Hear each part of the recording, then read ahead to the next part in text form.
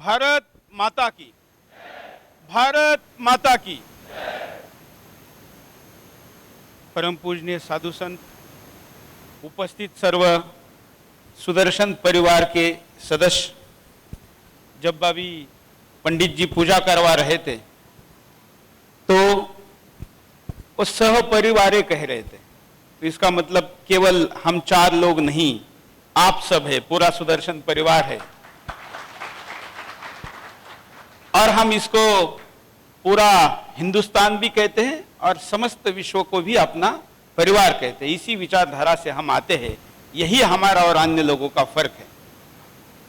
मित्रों, आज जन्मदिन तो एक बहाना है। मैं कभी जन्मदिन नहीं मनाता, मैं संकल्प दिन मनाता हूं। मैं हमेशा कहता हूं, और सुदर्शन में हर महीने जो सब लोगों के जन्मदिन मनाए जाते हैं उनमें हम कहते हैं कि आपके जन्मदिन पे आप क्या संकल्प है इस साल का, और पूरे जीवन का भी एक संकल्प होना चाहिए। एक दिशा के साथ बहने वाली नदी ही समुद्र में, महासमुद्र में जा सकती है। रोज दिशा बदलने वाली नदी कभी भी कहीं पर भी नहीं पहुंच सकती है। इसलिए व्यक्ति का एक संकल्प होना चाहिए, और संकल्प जीवन का होना चाहिए। जिस जीवन में, जिस उम्र में मिल जाए। जरूरी नहीं कि वो बचपन में, कुछ लोगों को सदगुरु नहीं मिलते, पारिवारिक वैसे संस्कार नहीं मिलते, वैसा मौका नहीं मिलता, वैसी संभावना नहीं दिखती तो नहीं लेते। जिस उम्र में मिल जाए उसके बाद कहना चाहिए कि आप जीवन का ये संकल्प है। तो ऐसा जीवन का संकल्प तो मेरा यही है कि केवल चैनल नहीं, हिंदुस्तान नंबर 1 बनाना है। और वो हिंदुस्तान हम नंबर 1 बनाकर रहेंगे। इसलिए आज मेरा जन्मदिन नहीं, मेरे इस संकल्प की दोबारा विचार करके कि हम कहां तक पहुंचे, कहां जाना है, उसके लिए क्या करना है, उसकी योजना हम यहां बनाते हैं। और इसलिए इस कार्यक्रम को इस साल में हमने बहुत ही पारिवारिक रखा है। जो समय आपको दिया गया होगा, समय सारणी, हमने किसी नेता को, किसी बाहर के व्यक्ति को नहीं बुलाया। हमने कहा कि मैं आज आपके साथ ज्यादा टाइम बिता सकूं, आप लोगों के साथ व्यक्तिगत स्तर पर बातचीत कर सकूं, हर व्यक्ति को मिलने का प्रयास कर सकूं, इतना पर्याप्त टाइम होना चाहिए। इसलिए ज्यादा भाषण नहीं, कोई मेरी तारीफ की आवश्यकता नहीं। जो मेरे बारे में बोलने वाले साधु संत हैं उनका आशीर्वाद ही मेरे लिए पर्याप्त है। इसलिए आज हम डायरेक्ट विषयों को शुरू करेंगे। और हमारा जो विषय है, जन्मदिन ना होकर हमारे संकल्प की स्थिति, प्राप्ति, उसकी अवस्था, और उसके लिए और आगे क्या करना चाहिए, यह है। मित्रों, पूरा संकल्प तो है, केवल चैनल नहीं, देश नंबर 1 बनाना है। लेकिन सुदर्शन का ये जो मिशन है, इस मिशन की एक आयु अवस्था में हम पहुंचे हैं। सुदर्शन की आयु तो चिरंतन है। ये साक्षात भगवान श्री कृष्ण का आश्रय है, इसलिए उसकी आयु की चर्चा करने की जरूरत नहीं है। लेकिन जो मिशन हमने हाथ में लिया है, आखिर हम एक जीव है, हमारी भी उम्र है, वैसे इस मिशन की भी एक उम्र होनी चाहिए, उसकी स्टेज होनी चाहिए।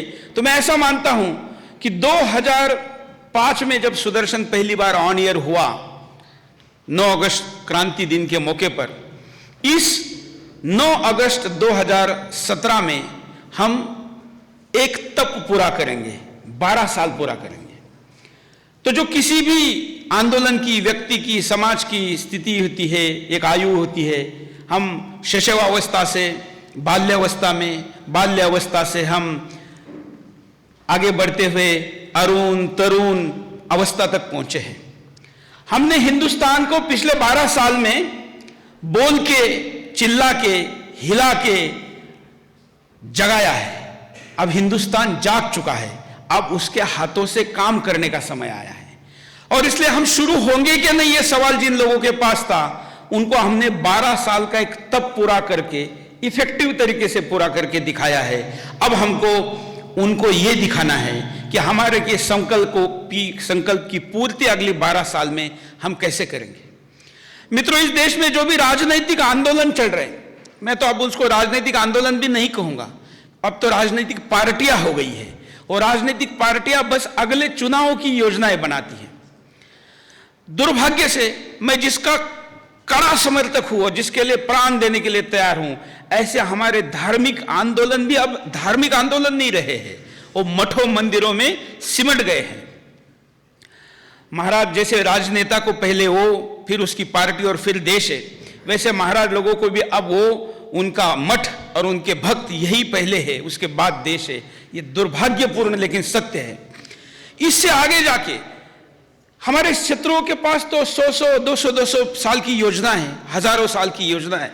हिंदुस्तान को कितने सालों में पादांकुरित करना है, क्रिश्चियनों का पोप आके यहां पर बताता है कि पहले शताब्दी में हमने यूरोप अमेरिका को किया, दूसरे में हमने अफ्रीका को किया और तीसरी में हम एशिया को क्रिश्चियन करेंगे। इस्लाम के पास भी योजना है। धर्म के आगे बढ़कर छोड़िए तो देशों के पास भी योजना है, लेकिन हमारी तो सरकारी पंचवार्षिक योजना भी पूरी होगी कि नहीं, इसका भी संदेह है। अगर इतनी विकट अवस्था है तो ये देश तय समय में तय लक्ष्य तक कैसे पहुंचेगा, ये बड़ा चिंता का विषय है।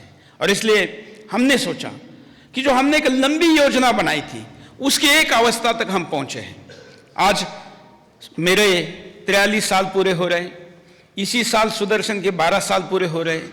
अब अगले 12 साल की अगर हम योजना बना तक कहीं पहुंचते हैं तो हम अपने निर्णय को, संकल्प को वास्तव रूप दे पाएंगे। और इसलिए वो क्या हो, कैसे हो, इसकी चर्चा आपके साथ करनी है, इसकी योजना आपके साथ बनानी है, उसका क्रियान्वयन आपके साथ करना है। क्योंकि जैसे मैंने कहा कि मेरा परिवार आप है, हम है, और हमारा ये संकल्प है और ये हमारी लड़ाई है जिसको आपने और हमने पूरा करना है। तो मित्रों, अब तक तो हमने देशद्रोहियों को डिटेक्ट किया, तलाशा, खोजा, और हमने कहा कि ये फलाना देशद्रोही है, देश के खिलाफ बोलता है। हमने कहा कि ये देश के खिलाफ योजना बनाता है। फिर हमने सबसे पहला अगर कोई अभियान चलाया तो भारत माता के नग्न चित्र को निकालने वाला, सरस्वती के नग्न चित्र को निकालने वाला MF हुसैन के खिलाफ पहला कैंपेन चलाया। और उस कैंपेन के बाद उसके ऊपर 48 केसेस दाखिल हुए और वो हिंदुस्तान से बाहर भाग गया। तो स्थिति यह रही कि उसकी डेड बॉडी भी हिंदुस्तान में नहीं आ सकी। यह हिंदुस्तान का यश है, इसका क्रेडिट सुदर्शन को जाता है। तब तो हम छोटी अवस्था में थे। उसके बाद हमने जाकिर नाइक के विषय को 8 साल उठाया। हमने जब उठाया तो कई लोगों ने कहा कि अगर जाकिर नाइक तो लोगों को पता भी नहीं है, तुम क्यों कार्यक्रम कर रहे हो, क्यों लोगों को इसको फेमस करवा रहे हो। मैंने कहा कि आपके शरीर के अंदर का जो वायरस है ये आप लोगों को नहीं बताएंगे इसलिए काम करना बंद करेगा, ऐसा नहीं है। जाकिर नाइक जैसे लोग शरीर के अंदर, समाज के अंदर, व्यवस्था के अंदर का एक ऐसा वायरस, एक ऐसा कीड़ा है, उसको सही समय पर डिटेक्ट करके उसको अगर नहीं मारेंगे तो देश के लिए ये बड़ा कैंसर बनेगा। और मित्रों, अब तो स्पष्ट हो ही चुका है, भारत सरकार ने हमारे उस सारे आरोपों को मानते हुए जाकिर नाइक की कार्रवाई की है और जाकिर नाइक हिंदुस्तान से भाग गया है। मैं दावा करता हूं, वैसे तो वो भी हिंदुस्तान कभी नहीं आएगा, ना उसकी डेड बॉडी कभी आएगी, लेकिन अगर भारत सरकार को अगर अपनी हिम्मत दिखानी है तो जाकिर नाइक को हिंदुस्तान की धरती पर लाकर उसको सजा देकर दिखानी चाहिए। तभी तो इस कानून और इस संविधान पर और इस संसद पर और यहां की व्यवस्था पर विश्वास बनेगा, नहीं तो कैसे बनेगा। और इसलिए दूसरा वो हमारा मिशन था, शिकार था। इसके साथ तमाम ये सारे नाम आए। नामों में केवल मुस्लिम नाम दिख रहे ऐसा नहीं है। तो आपको पता होगा कि IPL मैच के बारे में, इस पूरे कैंपेन के बारे में जब विषय शुरू हुआ तो ललित मोदी ने इस कैंपेन को डिजाइन किया था।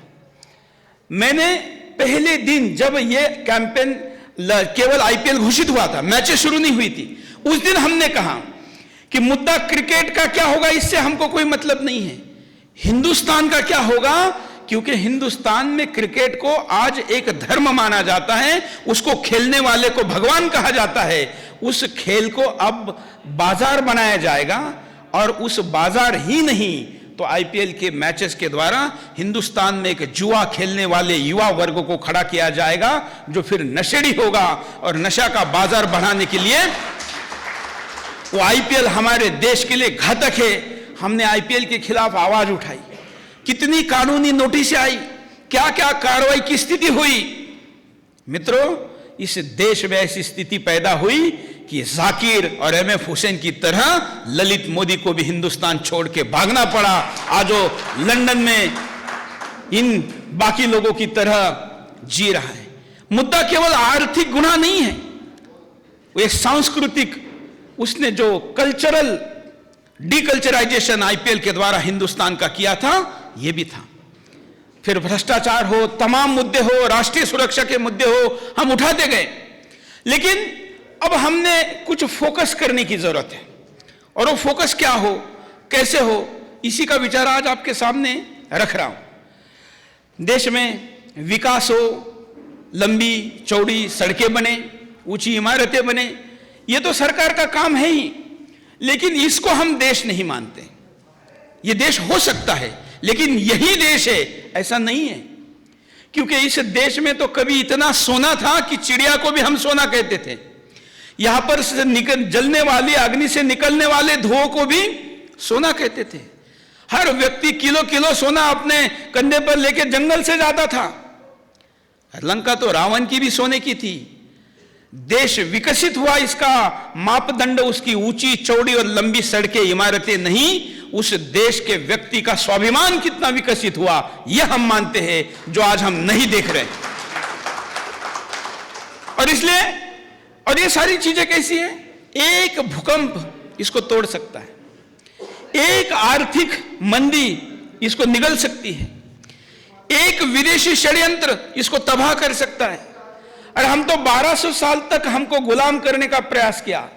मैं ये नहीं कहूंगा कि हम 1200 साल गुलाम रहे, क्योंकि हिंदुस्तान के जितने क्षेत्र पर राज था उससे बड़ा क्षेत्र था जो कभी गुलाम नहीं हुआ, लेकिन गुलामी का प्रयास किया गया।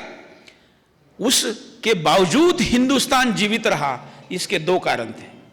एक कारण था कि हम डीकल्चराइज नहीं थे, मतलब हम संस्कृति के साथ पक्के पकड़े हुए थे, जकड़े हुए थे, वो हमारे अंदर थी, खून के अंदर थी, जिस कारण तमाम आंदोलनकारी दुनिया भर के लुटेरे आए। लेकिन हिंदुस्तान आर्थिक लूट के बावजूद भी सांस्कृतिक दृष्टिकोण से लूट नहीं पाया। लेकिन आज सांस्कृतिक दृष्टिकोण से हमारी क्या स्थिति है, हमारे सामने है।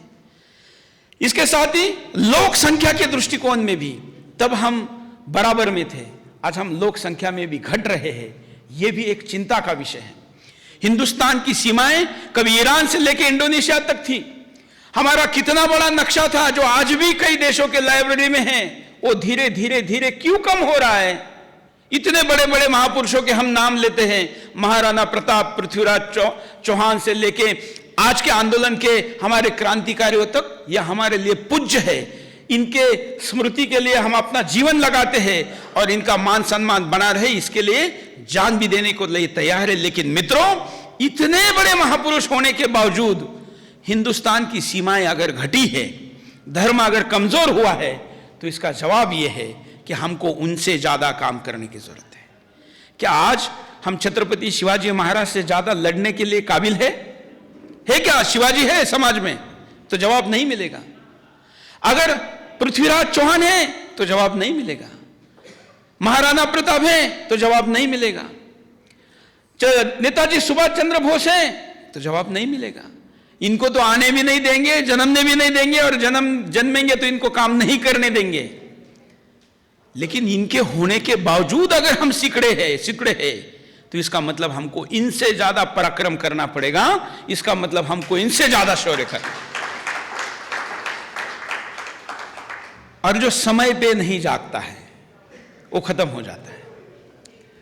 जो समय पे उपचार नहीं करता है वो हमेशा मर जाता है। और इसलिए कौन सा समय है, जब जागे तब सवेरा। कम से कम अब समझ रहे हैं तो इससे तो लेट मत करिए। और इसलिए हिंदुस्तान में हमारे अगले 12 साल हम जो फोकस करेंगे वो फोकस रहेगा कल्चरल फ्रीडम का, सांस्कृतिक आजादी का। सड़क बनाना, सीमा सुरक्षा रखना, बाकी चीजों का विकास करना, ये काम सरकार करती रहे। एक मीडिया के तौर पर ये बाकी सारी चीजों को हमको जो करना है हम करेंगे, लेकिन हमारा जो फोकस एरिया रहेगा सुदर्शन का, वो रहेगा सांस्कृतिक आजादी, संपूर्ण सांस्कृतिक आजादी। बहुत से लोग कहेंगे कि मतलब क्या, यही तो समझाना है, यही तो परिचय हिंदुस्तान भूल चुका है, हिंदुस्तानी भूल चुका है। यह संपूर्ण आजादी की लड़ाई है मित्रों। हमें 7 दशक पहले जो मिली वो केवल राजनैतिक आजादी थी। आप आपकी सरकार चुन सकते थे, आप आपके लोक प्रतिनिधि चुन सकते हैं, आप अपने ग्राम पंचायत सदस्य, प्रधान या जिला परिषद से लेके ब्लॉक से लेके आपके विधायक से लेके सांसद चुन सकते हैं, वो मिलके अपने अपने मुखिया चुन सकते हैं। लेकिन ये केवल आजादी पर्याप्त नहीं है। आज हमारे पास जो आर्थिक आजादी हम जिसको कहते हैं ये भी परिपूर्ण नहीं है। हमारी जो आर्थिक आजादी है, आज हमारे रुपए का रेट कहां तय हो रहा है, आज हमारे सोने का रेट कहां तय हो रहा है, आज हमारे चांदी का रेट कहां तय हो रहा है। यही नहीं, हमारे खेत में पिकने वाले बनने वाले फसल का रेट भी वहां नहीं तय हो रहा है, दूसरी जगह तय हो रहा है। ये गुलामी नहीं तो और क्या है? मैं इसको गुलामी मानता हूं। इसलिए संपूर्ण आर्थिक आजादी भी नहीं है, लेकिन वो और लोग करें, उनके लिए हम सहयोगी बनेंगे। लेकिन एक आजादी ऐसी है जो इन सारे आजादियों से अलग है, और वो है सांस्कृतिक आजादी। वो क्या है? बहुत लोग नहीं समझते। मुझे किसी ने कहा कि थोड़ा डिफाइन करके समझाओ, तो यही मैं आज आपको फोकस करके समझाने वाला हूं, जो आपको लोगों को समझानी है। मित्रों, जो लोग कहते हैं कि क्यों एक संस्कृति का आग्रह करते हो, क्यों एक ही संस्कृति को पीछे पड़े हो, तो एक बड़े कारपोरेट हाउस के, जिसके कई हजार करोड़ रुपए का बिजनेस है, ऐसे एमडी कारपोरेट हाउस के पिछले दिनों मुझे एयरपोर्ट पे मिले और हमारी बातचीत हो रही थी। तो उनको मैंने ये कल्पना बताई, तो उन्होंने कहा कि क्या जरूरत है पूरे हिंदुस्तान में एक कल्चर की, डिफरेंट कल्चर एक साथ रह सकते हैं। तो मैंने उनको कहा कि आपके कंपनी में आप वर्क कल्चर का आग्रह धरते हैं क्या? आप जानते होंगे ना इस शब्द को, वर्क कल्चर। तो उन्होंने कहा कि हां, वर्क कल्चर तो चाहिए, बगैर वर्क कल्चर के कोई कंपनी नहीं चल सकती। तो मैंने कहा उसमें अलग अलग वर्क कल्चर रहेगा तो चलेगा क्या? तो उन्होंने कहा नहीं, बिल्कुल नहीं। तो मैंने कहा सेना में अलग अलग वर्क कल्चर रहेगा तो चलेगा क्या? बोले नहीं। तो मैंने कहा जब सेना में, जब एक साधारण कंपनी में एक कल्चर का आप आग्रह धरते, वर्क कल्चर एक जैसा हो और वो अच्छा हो, तब कंपनी विकास करती है, तो क्या किसी समाज और देश के लिए एक कल्चर जरूरी नहीं है? जरूरी है। और वो कल्चर हमारे पास था, वो कल्चर ही हमारी ताकत थी। लेकिन उसको धीरे धीरे डीकल्चराइज किया गया। कैसे किया गया?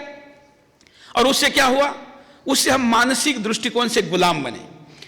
जो भारत में टीवी चैनल्स हैं, जो विदेशी पैसे से चलने वाले टीवी चैनल हैं, जो भारत माता की जय हो ना हो इस पर भी सवाल उठाते हैं।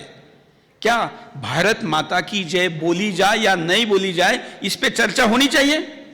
होनी चाहिए? नहीं होनी चाहिए। भाई, हम अगर कहेगी कि तुम्हारा बाप कौन, इस पे चर्चा हो सकती है क्या?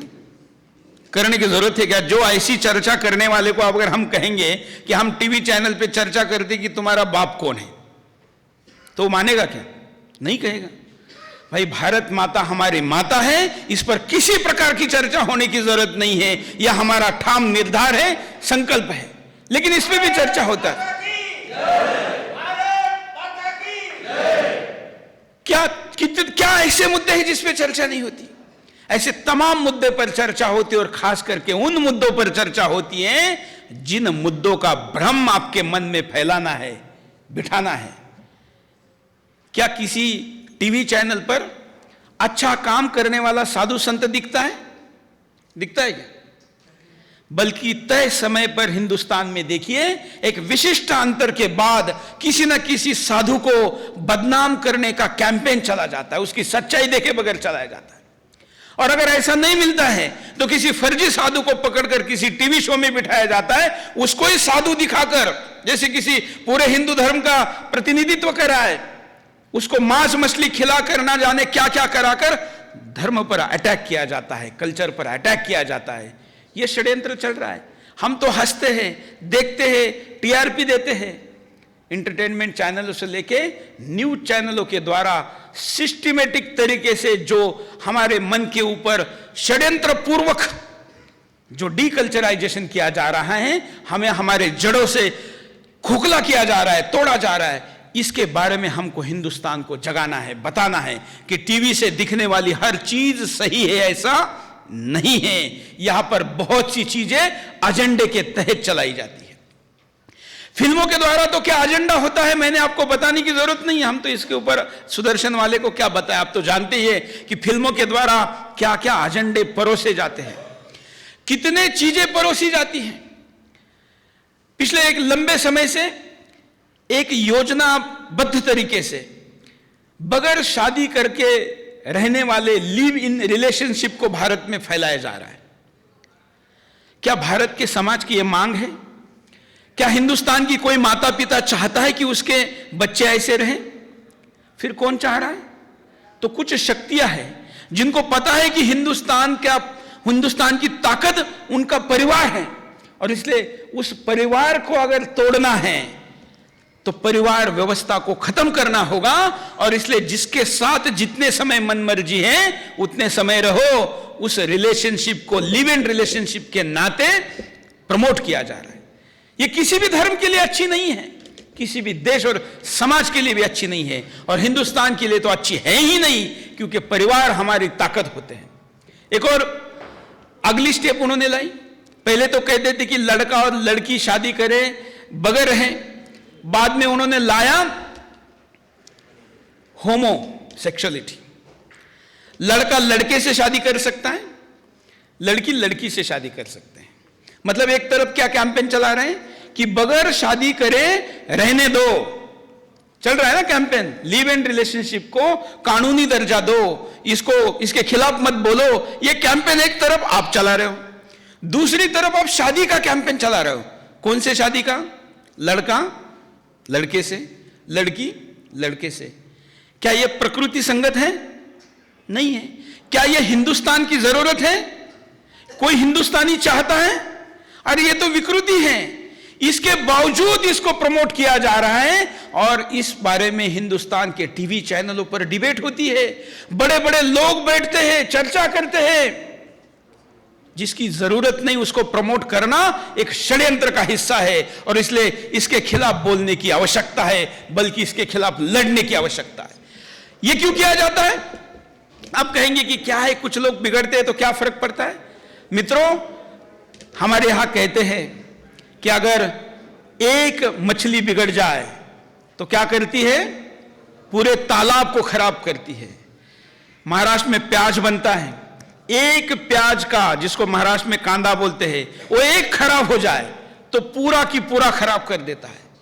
समाज और परिवार की भी यही स्थिति है। अगर धीरे धीरे एक दो लोग बिगड़ते जाएंगे तो एक दिन पूरा समाज बिगड़ेगा। यह हम पश्चिम की तरफ देखकर भी जान सकते हैं। दूसरा क्या कारण है? आप कहेंगे कि इससे उनको क्या हुआ? तो मित्रों, ये किसी भी देश को गुलाम बनाने के लिए लंबी योजना का हिस्सा होता है, और इसलिए वहां के समाज पर सालों आघात किए जाते हैं, प्रयास किए जाते हैं, जो प्रयास आज हिंदुस्तान पे हो रहे हैं। इसका इमीडिएट दूसरा बेनिफिट क्या है? तो दुनिया में दो सबसे बड़े व्यापार हैं। दुनिया में सबसे पॉश महंगे बड़े हवाई जहाज, ये बड़ा व्यापार नहीं है। दुनिया में आपकी हेल्थ, जो सबसे ज्यादा आबादी से जुड़ी है, यह भी उतना बड़ा व्यापार नहीं है। सबसे बड़ा व्यापार दुनिया में नशा का कारोबार है, उसके बाद शस्त्र का कारोबार है। तो ये जो युवा लड़का लड़की के साथ बगैर शादी करे रहेगा, पूरा जीवन रह नहीं पाएगा, बीच में छोड़ना पड़ेगा, तो किसके आदी होगा? नशा के आदी होगा। ये क्लाइंटेज बनाने की दिशा में पहल है। अगर लड़का लड़के के साथ रहेगा, ना पूरे शारीरिक सुख को पा पाएगा, ना अपने पारिवारिक जीवन को आगे बढ़ा पाएगा, तो किसका शिकार होगा? निराशा के बाद नशा का शिकार होगा। नशा के बाजार को बढ़ाने के लिए इस प्रकार से षड्यंत्र पूर्वक ऐसे विषयों को हमारे देश में फैलाया जा रहा है। यह उससे जुड़ा हुआ है, लेकिन हम नहीं समझते। इसके खिलाफ बोलने वाले को बैकवर्ड कहा जाता है, और इसको करने वाले को मॉडर्न कहा जाता है। यह मॉडर्न की, आधुनिकता की भाषा बदलनी होगी। इसके षड्यंत्र के पीछे जो वास्तव षड्यंत्र है उसको समझना होगा, और यह हमको अगले 12 साल में कर कर सत्य की स्थापना करके दिखानी है। जैसे ये 2 मुद्दे मैंने आपको बताए, ऐसे कितने मुद्दे हैं जिन मुद्दों को हम आपके सामने रख सकते हैं, समाज के सामने रख सकते हैं। इस मेरे 1 घंटे के भाषण में रखने के बजाय हमको अगले 1 तप तक लोगों को तपा तपा कर इन मुद्दों को उनके हृदय में जगह देनी है और उसके प्रति विश्वास निर्माण करना है, आंकड़ों के साथ, तथ्यों के साथ, सत्यों के साथ। 12 साल पहले से हम ये बोल ही रहे हैं, लेकिन आज सुदर्शन एक तप पूरा करके जब ये बोल रहा है तो उसके साथ उसकी 12 साल की यशस्विता है, 12 साल का उसका पराक्रम है, और सबसे बड़ी बात सुदर्शन की 12 साल की विश्वासार्हता है, क्रेडिबिलिटी है, जो हमसे कोई छीन नहीं सकता। आज राष्ट्र धर्म के लड़ने का दूसरा नाम सुदर्शन बन चुका है। आप अपने अपनी जगह पर काम करते हैं, आपके साथ कई पत्रकार भी काम करते होंगे, लेकिन कई बार आपको ऐसा अनुभव होता होगा कि कई पत्रकारों के बीच जब आपने नाम और परिचय बताया कि आप सुदर्शन के पत्रकार हैं, तो आपके तरफ मिलने वाला प्रेम, आदर, सम्मान और उसके आपके प्रति का भाव, आपको लगता होगा कि हां, मैं सुदर्शन के साथ जुड़ा हूं, यह मेरे लिए गौरव की बात है। और पिछले कुछ सालों से जो पराक्रम आप लोग जमीन पर कर रहे हैं, स्टूडियो से होने वाले पराक्रम तो एक हिस्सा है, लेकिन आप भी जो अपने यहां पर पुरुषार्थ कर रहे हैं, उस पुरुषार्थ का परिणाम है कि दुनिया के किसी भी एयरपोर्ट पर मैं गया, पिछले 4 साल में प्रवास में, छोटे छोटे टूनिशिया के एयरपोर्ट पे भी गया था, लेकिन दुनिया का कोई एयरपोर्ट पर मुझे ऐसा अनुभव नहीं हुआ कि मुझे कोई मिला नहीं जो सुदर्शन देखता है। हर एयरपोर्ट पर ऐसा कोई ना कोई आके मिला जिसने कहा मैं आपका दर्शक हूं। दुनिया के यूरोप, मतलब सारे खंडों पे ये क्यों है? इतने विकल्प होने के बावजूद, इतने मीडिया चैनल होने के बावजूद। और मैं एयरपोर्ट का उदाहरण इसलिए दे रहा हूं, मैं कोई मंदिर घाट वहां तो मिलते ही मिलते हैं, मैं ऐसी कम्युनिटी का उदाहरण दे रहा हूं जो कि हाईफाई मानी जाती है, बिजनेस कम्युनिटी मानी जाती है, टीवी देखने के लिए जिनके पास टाइम नहीं है ऐसी कम्युनिटी मानी जाती है, जो इंटरनेशनल फ्लाइंग करती है। ऐसे जगह पर भी लोग सुदर्शन को देखने ही वाले नहीं बल्कि सम्मान देने वाले मिलते हैं, तो समाज में इसका वर्ग तो है ही। इस विश्वासार्हता के साथ अगर हम अपने मुद्दों को लोगों के सामने लेके जाएंगे तो हम ज्यादा इफेक्टिवली रख पाएंगे। और इसलिए एक योजना, बगैर योजना कुछ नहीं होता है। हमको गुलाम बनाने वाले लोगों के पास लंबी लंबी योजना है, टीवी चैनल है, फिल्में हैं, कंपनियां हैं, लेकिन हमारी गुलामी की मानसिकता उसको समझती नहीं है। आसान भाषा में अगर मैं कहूं तो हमारे यहां पर जो बाहर के, हिंदुस्तान में ऐसा कोई देश, कोई लुटेरा नहीं बचा जो हिंदुस्तान में नहीं आया। दुनिया के किसी भी कोने का लुटेरा हिंदुस्तान में लूटने के लिए आया था और हम लुटे थे। तरीके अलग थे, कैसे कैसे मैं आपको बताता हूं।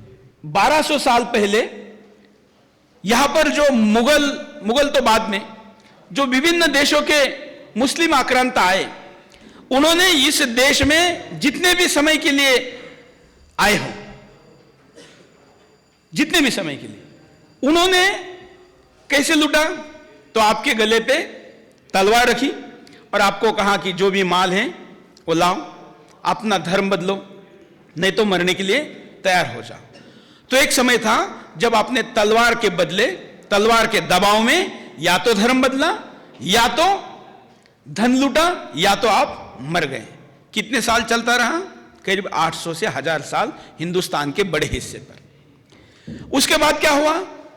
ब्रिटिशर्स आए, जिनको हम क्रिश्चियन कह सकते हैं, वो हिंदुस्तान में आए। उन्होंने क्या किया? उन्होंने तलवार के बजाय बंदूक लाई, और बंदूक से भी बड़ा लूट का उन्होंने साधन बनाया। खास करके 1857 के लड़ाई के बाद, आजादी के आंदोलन के बाद, वो साधन क्या था? कानून। एक शिस्त प्रिय हिंदुस्तानी समाज को कानून ऐसे बनाए कि उस कानून से आपको आपके कमाई का एक हिस्सा ब्रिटिशों को देना अनिवार्य था। अब देते थे कि नहीं थे? हम देते थे। हमने ब्रिटिशों को अपने कमाई का बड़ा हिस्सा टैक्स के रूप में दिया, कानून के रूप में दिया। हम कानून से लूटे। लेकिन 7 दशक पहले हमारे क्रांतिकारियों के पुरुषार्थ के कारण और दुनिया में दूसरे महाविश्व युद्ध के बाद, बदलते समीकरण के बाद, प्रगत होते मीडिया के बाद, कम्युनिकेशन व्यवस्था के बाद, उनको समझ में आ गया कि अब भारत को या ऐसे देशों को इस प्रकार से गुलाम बनाकर रखना संभव नहीं है। तो उन्होंने नया तरीका अपनाया। लोकतंत्र के झूठे नाम के आधार पर एक ऐसी व्यवस्था को विभिन्न देशों में वो छोड़ गए, जिसके बाद आज भी हम लूट रहे हैं। दो ही मार्ग पर मैं बता रहा हूं, बाकी मार्ग नहीं बता रहा हूं। इन 3 उदाहरणों में रिपीट करता हूं कि जो मुस्लिम आक्रांता आए, उन्होंने तलवार के बल पर आपका धर्म और आपका पैसा लूटा। क्रिश्चियन आक्रांताओं ने शासन व्यवस्था के नाम पर कानून बनाकर आपका धर्म और आपका धन लूटा। आजादी के बाद ग्लोबलाइजेशन के नाम पर, वैश्वीकरण के नाम पर हमारा ऐसा वशीकरण किया गया कि आज हम मॉल में, बड़े बड़े मल्टीनेशनल कंपनियों के दुकान में खुद के पैसे लेकर जाकर उनके पास देके आते हैं। हमें पता है कि हम जो उत्पाद ले रहे हैं ये इतने रुपए का नहीं है, लेकिन वशीकरण हुआ है ब्रांड का, ब्रांडिंग का, कंपनियों के नामों का। और उस वशीकरण के कारण हम वहां पर जाके खुद लुट के आते हैं और ऊपर से हम कॉलर टाइट करके कहते हैं कि हम ब्रांडिंग प्रोडक्ट लेकर आए, ब्रांडेड प्रोडक्ट लेकर आए। तलवार के नाम पर लूटना, कानून के नाम पर लूटना और इस वशीकरण अर्थात मानसिक गुलामी के कारण लूटने में कोई फर्क है क्या? कोई फर्क नहीं है। लेकिन आज हम लूट रहे हैं क्या? नहीं लूट रहे हैं। इस लूट को अगर रुकना है तो एक काम करना होगा, और वो काम है हर हिंदुस्तानी को उसके स्वत्व का परिचय देना होगा। यह स्वत्व का परिचय ही एकमात्र ऐसा साधन है जो किसी भी स्थिति में व्यक्ति को जगा सकता है। यही एक ऐसा माध्यम है जो लोगों को उसका स्वत्व का परिचय देने के बाद स्वाभिमान निर्माण कर सकता है। और इसलिए यह करने का काम हमको अगले समय में करना है, अगले दिनों में करना है। और वो करने के लिए हम एक योजना आपके सामने रख रहे हैं। योजना क्या है? योजना यह है कि 12 साल पूरे हो रहे हैं। 12 साल को हमारे यहां क्या कहते हैं? तप कहते हैं। यह दशक वाली व्यवस्था तो बाद में आई। 12 साल हमारे यहां तप होता है। क्यों तप भी कहा जाता है? क्योंकि हमारे यहां वयों की अवस्था भी इससे तो जुड़ी है ही, लेकिन 2 कुंभ मेलों के अंदर का अंतर कितना होता है? एक तप का 12 साल का। और साधु संत भी जो तप करने की उम्र गिनते हैं, वो कितनी गिनती हैं?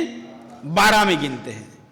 हम उस परंपरा के वहां के, और इसलिए किसी चैनल के लिए 10 साल होना गौरव की बात हो सकता है, हमारे दशक में नहीं।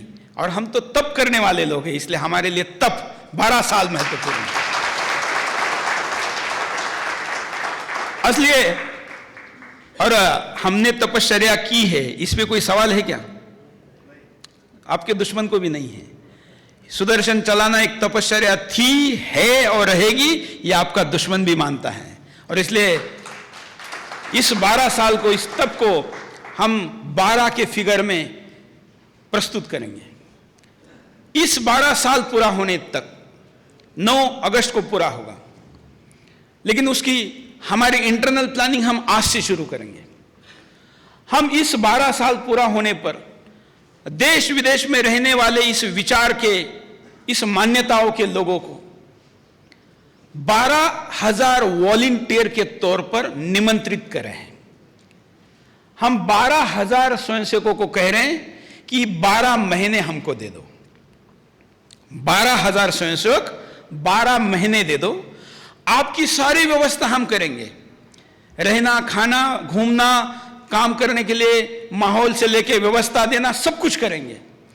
12,000 स्वयंसेवक 12 महीने में 120 देशों में 12,000 जगह पर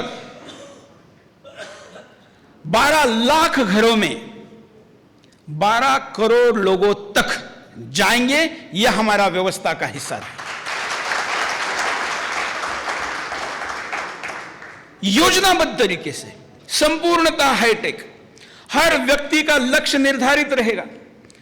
मित्रों, अगर राजनीतिक दल एक तुच्छ चुनाव जीतने के लिए 1 बूथ 10 यूथ की व्यवस्था ला सकता है, तो हिंदुस्तान बचाने के लिए हमको यह व्यवस्था लानी पड़ेगी कि नहीं लानी पड़ेगी? लानी पड़ेगी। और इसलिए इस देश के तमाम लोगों को, और 12 करोड़ में क्यों कह रहा हूं, 12 से तो जुड़ता ही है। देखिए, किसी भी स्थिति में 100% तो केवल राम राज्य में लोग अच्छे थे, ऐसा हम मानते हैं। और हम जानते हैं, हमारी मान्यता है कि राम राज्य तो अभी सतयुग तो बाद में आएगा ही, लेकिन इस वक्त हम नहीं ला पा रहे, इस उम्र में नहीं ला पा रहे, इस 12 साल के पीरियड में नहीं ला पा रहे। उस दिशा में जाना जरूर है, लेकिन हमें इस 12 करोड़ से हमारे देश की आबादी का कितना प्रतिशत हुआ? हमारे देश की आबादी का 10%। वैसे तो समाज का नेतृत्व करने वाला व्यक्ति 1% भी अच्छा है। कितना? सिर्फ 1%, तो भी समाज अच्छा होता है। लेकिन हमको इस पूरे कैंपेन से 10% लोगों तक पहुंचना है। और पहुंचना ही नहीं है मित्रों, केवल हैंडबिल नहीं देना है मेट्रो स्टेशन पर खड़े होते वैसे, नेता हाथ जोड़कर वोट मांगते वैसा नहीं।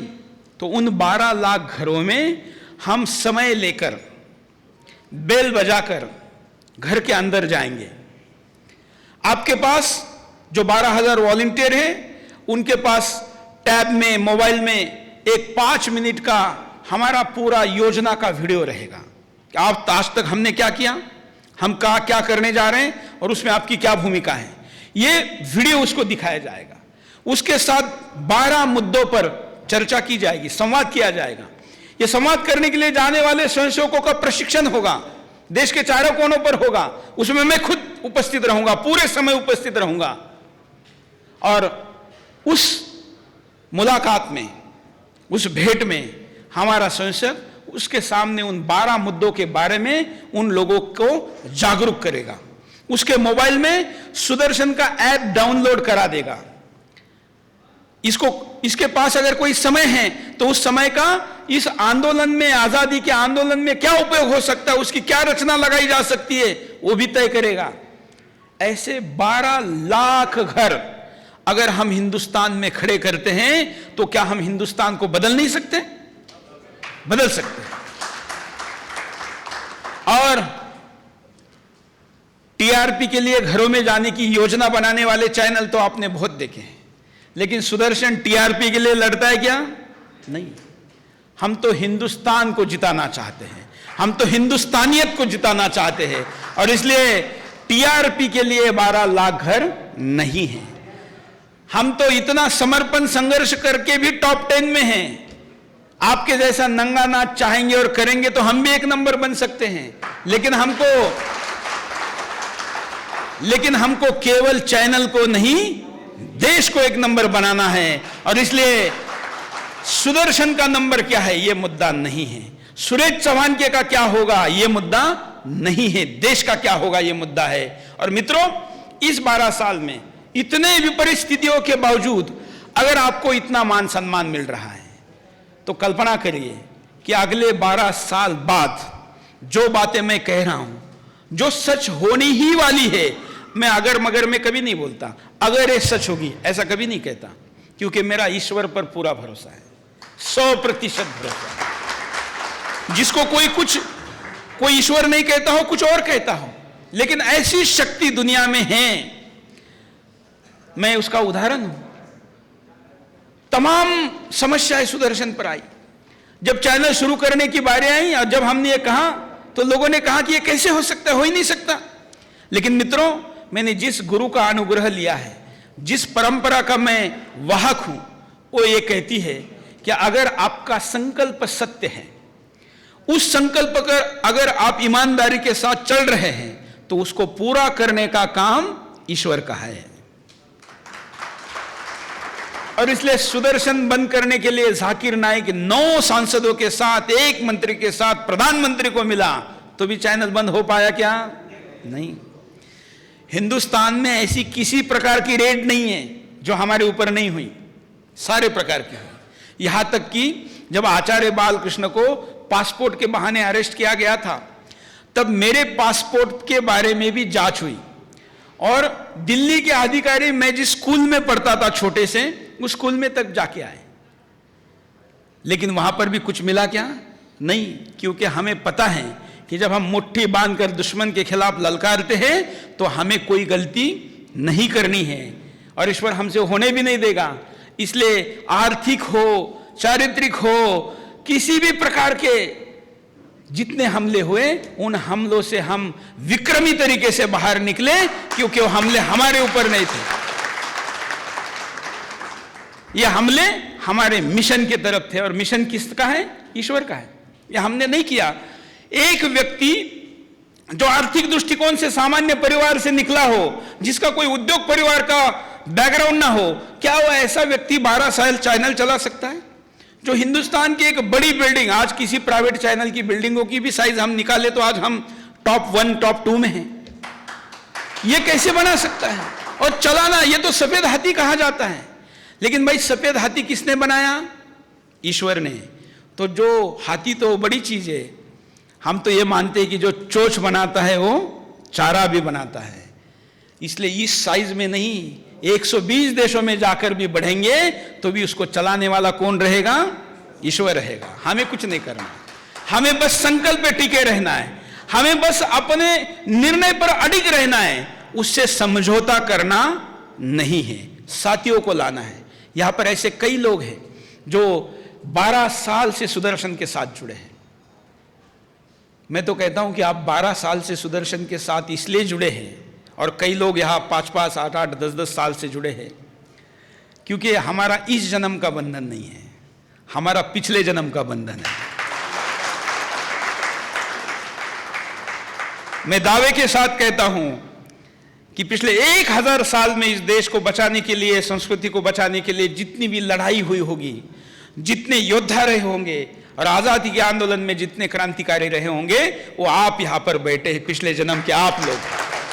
वो आप योद्धा हो, आप क्रांतिकारी हो सकता है कि इस बार किसी अलग घर में ज्यादा पैदा हुए हो, अब तक इस चीज को ना जानते हो, लेकिन सुदर्शन का यहां तक का प्रवास देख के, देश के सामने की समस्या देख के, आप दोबारा लड़ने के लिए आप तैयार है क्या नहीं?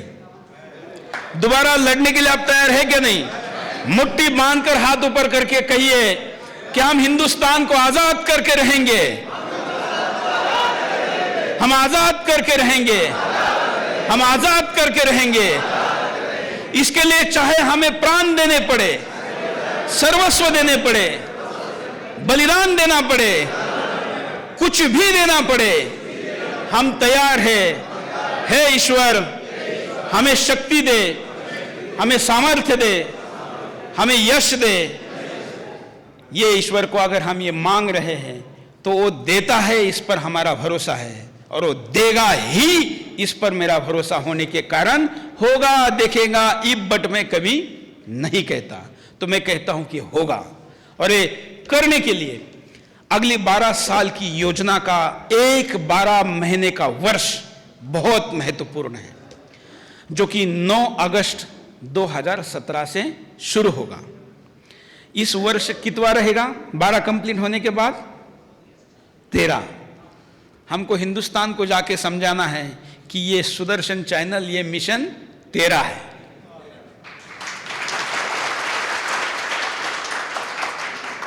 दुनिया में ऐसे तमाम लोग जो हिंदुओं को अंधश्रद्धालु कहते हैं, ऐसे बड़े बड़े विकसित देशों में भी 13 नंबर का होटल में फ्लोर नहीं होता। पता है आप लोगों को? 13 नंबर का सेक्टर नहीं होता। अमेरिका, ब्रिटेन और तमाम सारे लोग जो अपने आप को क्या क्या कहते हैं, उनके देश में 13 नंबर की गली भी नहीं होती। लेकिन हम तो ईश्वर को मानते हैं। हम कहते हैं तूने इस प्रकृति में जो भी लाया है वो सब कुछ तेरा है। इसलिए हमारा 12 साल का तप और अगले 12 साल का संघर्ष का तप हम किसके लिए कर रहे हैं? तेरे लिए कर रहे हैं। उसके घर में जाके बताएंगे कि ये तेरे लिए है, ये हमारे लिए नहीं है। और इसलिए ये 13वां साल हमें इस देश को देना है। मित्रों, कभी कभी बीमार भी पड़ जाते हैं ना, तो साल कैसे निकल जाता है पता नहीं चलता। कभी कभी मंदी आ जाती है ना, तो एक साल व्यवसाय का कैसे निकल गया पता भी नहीं चलता। कभी कभी प्राकृतिक ऐसी विपदाएं आती है। बताइए, उत्तराखंड में जो विपदा आई उसके बाद तो कितने साल उन लोगों के निकल गए, कई लोगों का तो जीवन भी निकल जाता है। तो एक अच्छे संकल्प के लिए आपको कितना समय देना है? 1 साल। 3 तरीकों से देना है। एक देना है चुनिंदा लोगों को, 120 लोगों को हम यहां हेडक्वार्टर में रखेंगे। जो फ्लोर हमने खाली रखा है ये इसीलिए रखा है, इस हिंदुस्तान के आजादी के, संपूर्ण आजादी के आंदोलन का जो वॉर रूम रहेगा, आप जहां बैठे ये रहेगा, ये बिल्डिंग में रहेगा। यहां 120 वॉलंटियर की जरूरत है जो यहां आके रहेंगे। उनका काम क्या रहेगा, हम प्रशिक्षित करेंगे। दूसरे, हमको 120 देशों में और 1200 स्थानों पर वॉलंटियर चाहिए। इन 1200 स्थानों पे अगर आपका शहर आता है तो आप वहीं रहिए, अगर नहीं आता है तो उस देश में, उस शहर में जाके रहिए।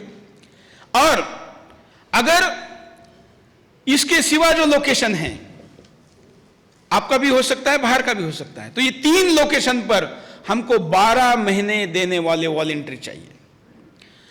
ये हम केवल फ्री में लेंगे क्या, तो नहीं, लेकिन जब मैं ईश्वर का काम में कहता हूं तो उसका पैसों में नहीं गिनूंगा। पैसे तो देंगे ही, वो तो अपने आप आएंगे, क्योंकि जो जितना बड़ा काम करता है उसको उसका पारिश्रमिक अपने आप मिलता है। और ऐसा कहा जाता है कि जब आपका मालिक आपको आपके परिश्रम का हक नहीं देगा तो कौन देता है, ऊपर वाला देता है। यहां तो हम योजना बना के देश, धर्म, संस्कृति के लिए लड़ने वाले हैं। इसमें काम करने वाले व्यक्ति को उसके काम के हिस्से का हिस्सा तो मिलेगा ही, लेकिन एक चीज दोबारा मिलेगी जो शायद, मैं रुक के इसलिए कह रहा हूं कि वैसे तो इसका अधिकार साधु संतों को है कहने का, लेकिन आप इस देश में पुनर्जन्म चाहते हैं क्या, नहीं चाहते? चाहते हैं ना?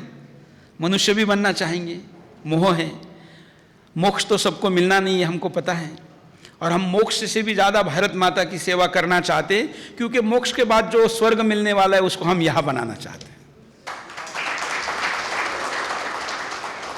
और इसलिए ये 12 महीने जो देगा भारत माता के लिए, 12 करोड़ लोगों को जगाने के लिए, संपूर्ण सांस्कृतिक आजादी के आंदोलन के लिए, इस देश के व्यक्ति को उसका परिचय खो चुका है वो जगाने के लिए, उसके स्वाभिमान के निर्माण के लिए, और राष्ट्र मेरा कर्तव्य है ये समझाने के लिए मैं दावा करता हूं कि उसका एक 12 महीने का साल तो मैं लूंगा, लेकिन अगला पूरा जीवन भारत माता के गोद में ईश्वर उसको देगा।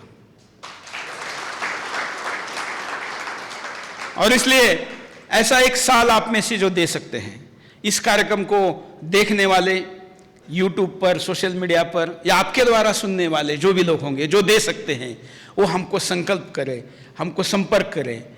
हम आज का बिंदास बोल इसी पे करने वाले हैं।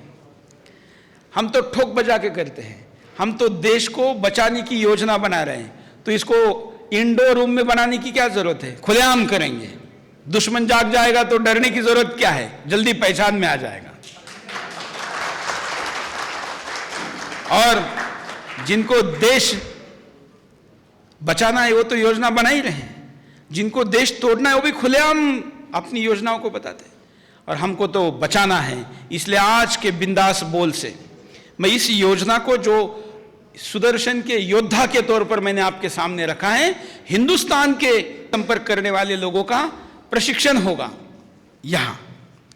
उसके बाद हम एक उत्तर भारत में, एक दक्षिण भारत में, एक पूर्वोत्तर भारत में, ऐसे 3 प्रशिक्षण वर्ग करेंगे। और जो विदेश में रहने जाएंगे 1 साल के लिए, उनका एक किसी देश में, उसका अभी स्थान तय नहीं है, वहां करेंगे। ऐसे 4 प्रशिक्षण वर्गों से 1200 समर्पित युवाओं की फौज हम 9 अगस्त को, 9 अगस्त क्या है, क्रांति दिवस, अगस्त क्रांति दिवस, जब कभी इस देश में क्रांति का नारा दिया गया था, इस बार इस 9 अगस्त को याद किया जाएगा सांस्कृतिक क्रांति के लिए। और जैसे अगस्त क्रांति दिवस मनाया जाता है, वैसे शायद हमारे ही आंखों के सामने हमारे बच्चे, दूसरी पीढ़ियां इस सांस्कृतिक आजादी के आंदोलन के शुरुआत के दिन को भी मनाएगी, जिसके योद्धा आप यहां पर बैठे हैं। ये योजना मैंने आपके सामने रखी है। बाकी सुदर्शन के काम करते हुए आने वाली समस्याएं, बाकी चीज़ें ये तो बाकी चर्चा का विषय है, उसके लिए अलग अलग बैठकें आपकी होगी ही। लेकिन जो योजना मैंने आपके सामने रखी है, इस योजना में जो स्वयंसेवक के तौर पर सम्मिलित होना चाहते हैं वो यहीं पर अपना अगर संकल्प सब लोगों के सामने दोहराएं तो इससे बड़ी खुशी की बात क्या हो सकती है। इसलिए वो लोग हाथ खड़ा करके या खुद अपने जगह पर खड़ा होकर अपना समय दे सकते हैं। अमित, एक 120 कवियों की टीम बनाओ जो एक साल देगी, क्योंकि कवियों की हुंकार से हम इस आंदोलन में और अच्छी दिशा फूकेंगे और अच्छा जान फूकेंगे। और इसलिए इस 12,000 जो वॉलंटियर हम निकालने वाले हैं, इसमें 120, 1200 जो बना सकते हो एक ऐसी टीम बनाओ। डिफरेंट टाइप ऑफ के क्वालिटी के लोग हमको चाहिए, और जिसको ये पता नहीं कि मैं क्या कर सकता हूं, उसको हम पहचानेंगे कि आप क्या कर सकते हैं। आप सिर्फ समय दीजिए, आपके पसीने के हर बूंद का, आपके इस एक साल में अगर कहीं पर खून बहता है तो उसके भी हर बूंद का, और आपके इस 12 महीने के हर क्षण का उपयोग भारत माता के लिए हम करेंगे, इसका वचन देता हूं। अगले 12 महीने और कुछ नहीं करना है। सुदर्शन का फाइनेंशियल बैलेंस शीट क्या होता है, वैसे भी मैं कभी चिंता नहीं करता, क्योंकि वो तो दे ही देता है। लेकिन सिर्फ इस लक्ष्य को पूरा करना है। किसी भी आंदोलन, यहां तक कि ये लाइट भी जलता है ना, तो शुरू में ज्यादा बिजली लेता है। जो सैटेलाइट में आकाश में रॉकेट छोड़ा जाता है, उसमें भी शुरू में ही ज्यादा एनर्जी लगती है। पंखा भी जब चलता है ना, तब ज्यादा बिजली लेता है। इसको टेक ऑफ बोलते हैं। जो टेक ऑफ और स्टार्टअप अच्छा होता है वो ज्यादा दूर तक जाता है। और इसलिए अगले 12 साल के हिंदुस्तान के सांस्कृतिक आजादी का टेक ऑफ हमको अगले 12 महीने में करवाना है, और ये 12 महीने में हम फुल स्पीड दे पाएंगे, इस पे मुझे तो पूरा विश्वास है ही। लेकिन इसके बाद दुनिया देखेगी कि किसी टीवी चैनल में बैठकर लोगों ने जो संकल्प लिया था वो पूरा हो रहा है। और मित्रों, इसके बाद का एक भविष्यवाणी भी करता हूं, जिसका इतिहास भी रहा है। जो पहली सरकार बनी थी, मैं राजनीतिक तौर पर समझा रहा हूं। आजादी के आंदोलन में जो लोग थे उसमें सम्मिलित हुए, केवल राजनीति में नहीं गए, कई साधु संत हो गए, कई व्यवसाय में चले गए, कई लोगों ने अलग अलग संस्थाएं खड़ी की। समाज का नेतृत्व करने वाला वर्ग आजादी के आंदोलन ने दिया। उसके बाद 77 का जो इमरजेंसी का आंदोलन हुआ था, उससे निकले हुए नेता देश पर आज भी राज कर रहे हैं, और कई लोग आध्यात्मिक क्षेत्र में चले गए। खुद जयप्रकाश जी ने राज सत्ता नहीं संभाली। उसके बाद अन्ना का भी जो राम मंदिर आंदोलन हुआ, उससे निकले हुए लोग भी सत्ता तक पहुंचे। कई साधु संत हो गए, बड़े बड़े उनके आश्रम हो गए, बड़ा भक्त परिवार हो गया। साध्वी ऋतुम्बरा जैसी व्यक्ति जिन्होंने तब गर्जना की थी, आज मातृत्व की वात्सल्य की मूर्ति बनकर इतना बड़ा अभियान चला रही है। तमाम, मेरा कहने का मतलब है कि समाज के विभिन्न तबके के नेता बन गए। यहां तक कि स्वार्थ के साथ शुरू हुआ अन्ना आंदोलन से भी सत्ता बनती है, नेता बनते हैं। तो हम निस्वार्थ के साथ ये जो आंदोलन 12 साल चलाएंगे, उससे भी इस देश का नेतृत्व विकसित होकर बाहर आएगा, इस पर मुझे पूरा विश्वास है। हम प्रयास करेंगे कि उसमें से कम राजनीति में जाए, ज्यादा समाज नीति में जाए, ज्यादा राष्ट्र नीति में जाए। और इसलिए हम इस एक साल में 12 जगह से यात्राएं निकालेंगे। उन यात्राओं का मार्गक्रम रहेगा विद्यालय, विश्वविद्यालय, जिसमें महाविद्यालय भी रहेगा, मठ, मंदिर, आश्रम में भी हो जाएंगे। क्यों जाना है?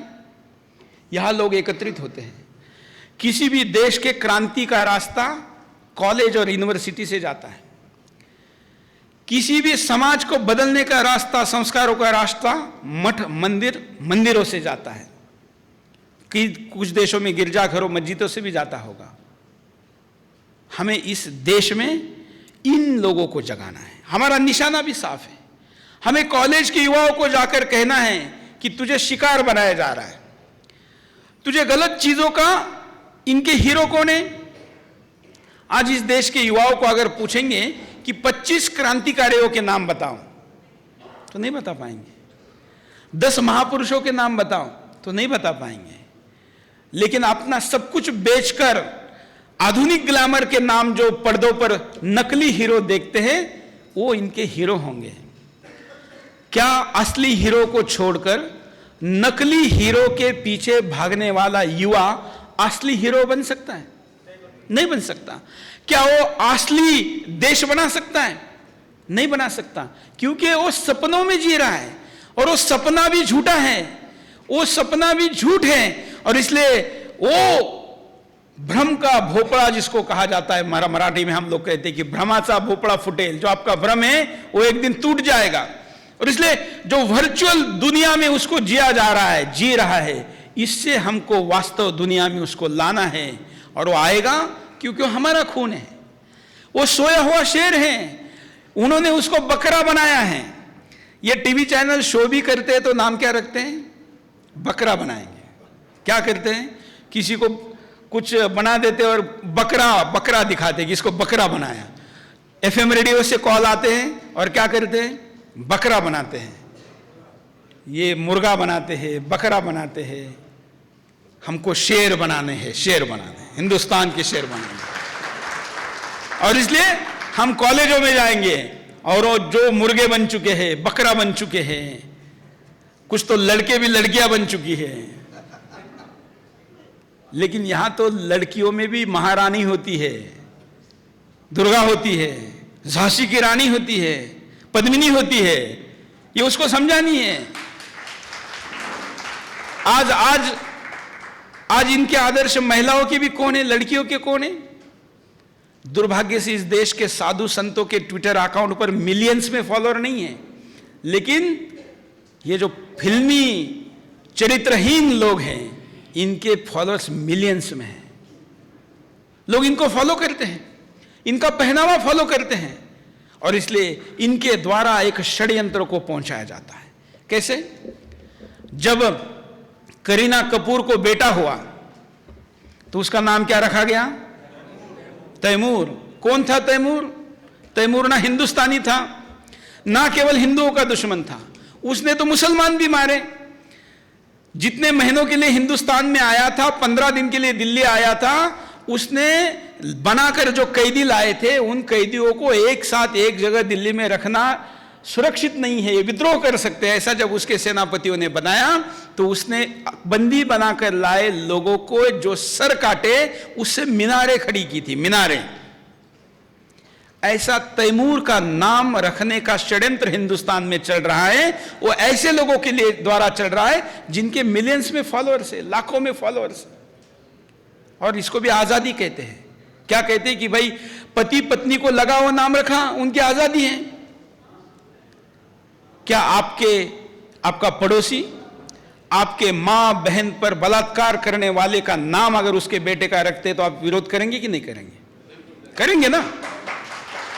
तो जिस तैमूर ने हिंदुस्तान पर इतना अत्याचार किया, एक तरीके से बलात्कार किया, ऐसे तैमूर को हम माफ करेंगे?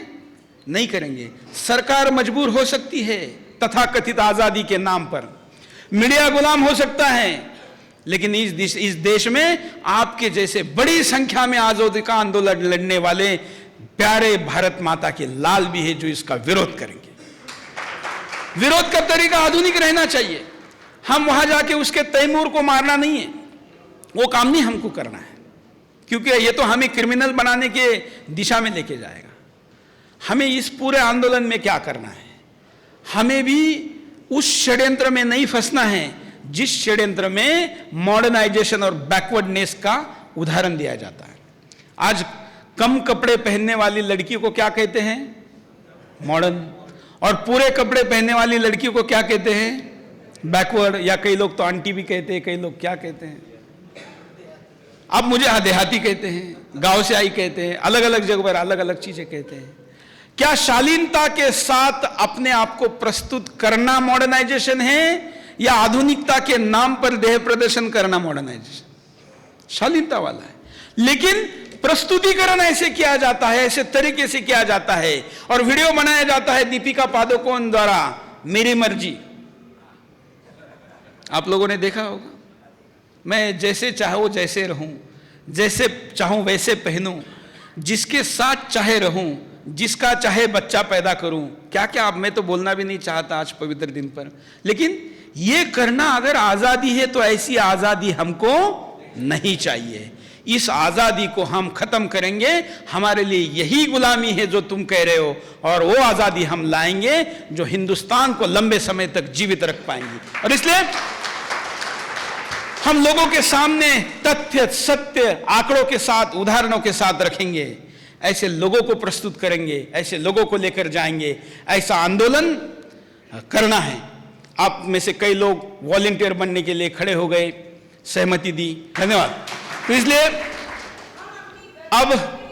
अब सवाल जवाब नहीं, अब क्या करना है, काम करना है और खुलेआम करना है, चोरी छुपे नहीं करना है। इसलिए काम खुलेआम, किसके खिलाफ, वैश्वीकरण के वशीकरण के खिलाफ, हिंदुस्तान को वास्तविक परिचय देने के लिए। तो हाथ जोड़ा था हमने, ये शंखनाद बजा है, आचार्य जी हमारे साथ ये शंखनाद हर जगह करेंगे, और हमारा बिंदास बोल भी शंखनाद ही है जो हम सब जगह करेंगे। और चलते चलते अभी पूरे देश को हम अपने लक्ष्य तक लेकर चलेंगे। और इसलिए हाथ जोड़ के ईश्वर को कहते हैं, मेरे साथ कहिए, हे ईश्वर, आज हमने जो संकल्प लिया, जो चिंतन किया, जो निर्णय किया, इसे पूरा करने के लिए पूरी शक्ति दे, सामर्थ्य दे, यश दे। ओम